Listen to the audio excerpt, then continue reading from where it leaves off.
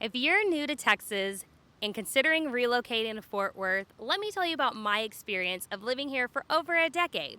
When I first moved to the Dallas-Fort Worth Metroplex, I picked somewhere very central so I could learn each little pocket, each little neighborhood, and get a really good feel of what town or suburb that I felt was the most fit for me and my future family.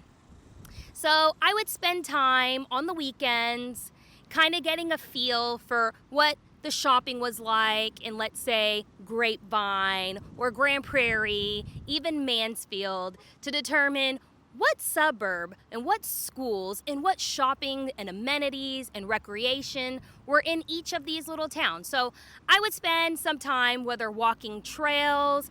For example, the Trinity Trails has over 100 miles interconnected, and I think 30 to 40 trailheads that you could park at and go to different parks in between.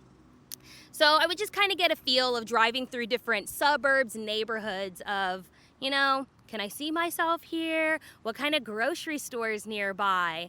I'm currently sitting at Clear Fork, and it's like Trader Joe's, I say TJ's, Trader Joe's is around the corner. Central Market is down the street.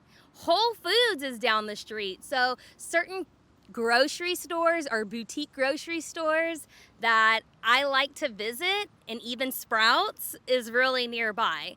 Of course, I'm biased. I was born and raised in Corpus Christi and also lived in San Antonio, so I'm very partial and biased towards HEB. So once HEB started expanding their footprint in the North Texas market, I was so excited. That meant that I didn't have to drive 20 to 30 minutes to my HEB on the weekend or pay a hefty delivery fee to my house, that it was coming up in my neighborhood. So once HEB started expanding from just Waxahachie and Burleson, then I was like, wow, okay, what other areas are a good fit? Because that was just a part of my life growing up. Certain things that I wanted that felt like home, I could only get from HEB. And then schools. It's important for me to be in a good area for the education system as well.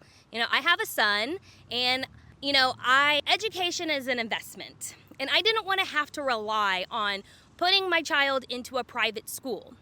While, yes, that is an option, I thought, no, there are other options for me. If I can pick a good place that I could just do life in, that encompassed grocery, dining, exercise, just all of the facets of life, then that's where I wanted to be, where the things were happening, where my commute to work wasn't a crazy 1-hour commute. So proximity, location, in real estate, they say location, location, location. That's something you can't sacrifice. And typically, whenever you want to be in a better area that's closer to amenities, it does come at a cost. So for me, I had to pick what is a comfortable enough commute that I could still have access to these things and not sacrifice everything that I want to enjoy. And when I had my consultation, my buyer consultation with the loan officer of what I could afford, I was actually shocked that the number was that high, because I'm like, wow, if I go all the way to my max budget, I can't afford to do anything that I love.